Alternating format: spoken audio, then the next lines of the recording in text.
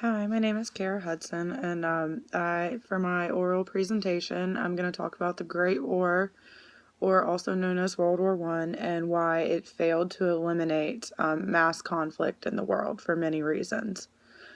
So I'm going to start with a little brief history of the Great War and just kind of the setup of it and how it went, and so I can better explain the results of it. So it was fought mainly on the front between France and Germany. And a lot of it was actually fought in France, and it caused great damages to France. And there were five main reasons for the start of the war. So the more popular reason, of course, is the assassination of Archduke Ferdinand by a Serbian nationalist. But there were also things that had kind of been boiling before that incident that made that incident so catastrophic.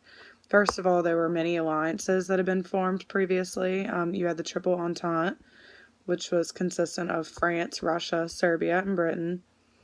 And then against them, you had the Central Powers, which these people formed, and then they were Austria-Hungary, Germany, and the Ottoman Empire at the time.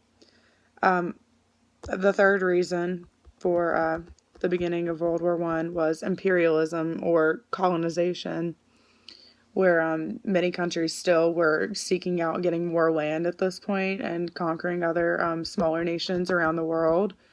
And for example, Vietnam was a French colony at the time. India was a British colony.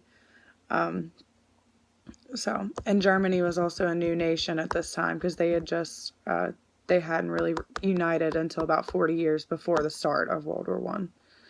The fourth reason for the beginning of the Great War is nationalism.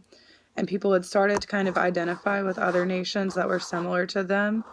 A lot of countries out in Eastern Europe were Slavs, so those countries had started to identify with each other.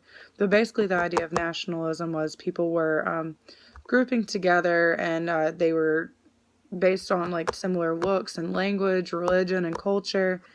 And they were grouping together in these ways, and they were developing a lot of pride over, how they looked, the idea of their people, and the things that were important to their people.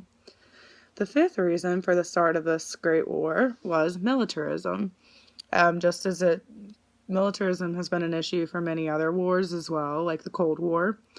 And basically, a lot of both sides, the Triple Entente and the Central Powers, were accumulating a lot of weapons. A lot of new technology was coming out at this time, and both sides had started to kind of build up new weapons to kind of bring security to their sides, not necessarily for purposes of an attack, but it was more of a security measure. But a lot of this had been built up, and I think people wanted to practice their new weaponry also. And as a result of this militarism, when it came to the war, there ended up being many stalemates in World War I, just because both sides had built up so much weaponry that they had never dealt with before. They didn't have the medical experiences to deal with all this weaponry and how to treat injuries caused from it. And so a lot of battles actually were only ended up in gaining a matter of inches. So one of the biggest things that sets the stage for World War I is that prior to that, war was never really a thought of thing as far as massive war.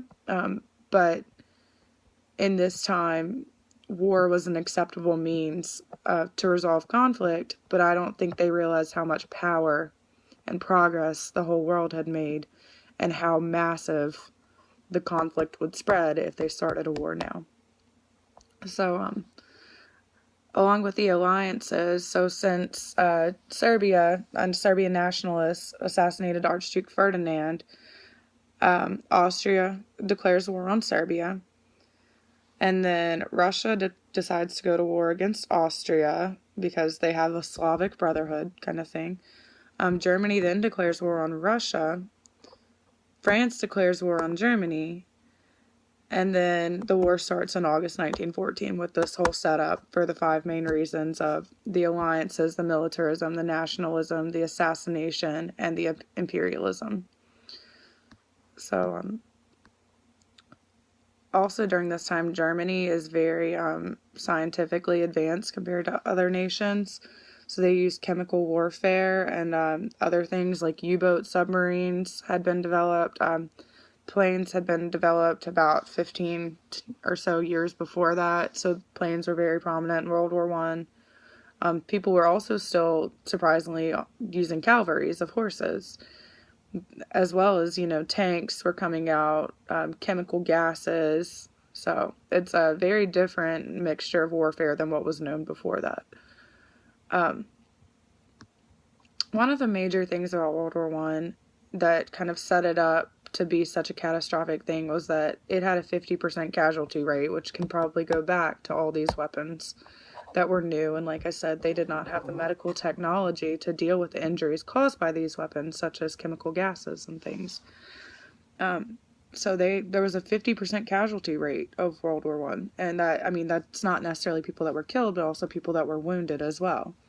And in just France alone, half of their male population between 20 and 32 were killed in World War One, which you can imagine if you have people of the younger generation who are supposed to be your future leaders.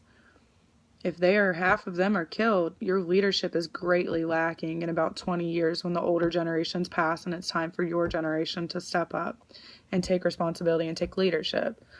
So that greatly caused some issues for France in about 20 years, which actually placed them into right around the time of World War II. Russia already had some internal turmoil during World War I when they were joining. So in 1917, Russia decided to pull out of the war, and they had a revolution in their country. They had a lack of men, and basically from the casualty rate, and they had a lack of resources at home from all the resources they had put into the war. Germany decides to sink the U.S. Lusitania, which gets the U.S. involved, which has a lot of impacts later when they decide to make peace treaties and Wilson is involved.